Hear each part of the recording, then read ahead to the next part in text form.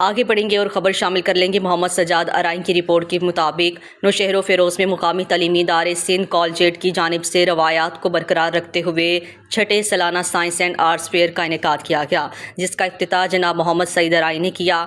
اس میلے میں سیرت طیبہ صلی اللہ علیہ وآلہ وسلم کے حوالے سے خصوصی کارنر بنایا گیا۔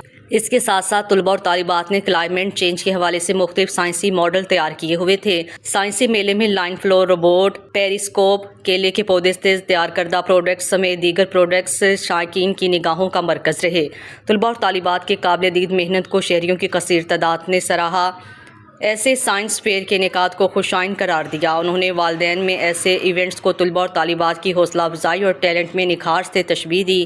سندھ کالجیٹ کے آنر انجینئر مدثر سعید ارائیں نے میڈیا سے گفتگو کرتے ہوئے کہا ہے، ہمارے ادارے کا یہ اعزاز ہے کہ وہ اپنی روایات کو برقرار رکھتے ہوئے محربہ پور شہر میں عوامی سطح کے سب سے بڑے تعلیمی میلے کا لگاتار چھٹے مرتبہ انعقاد کر رہے ہیں۔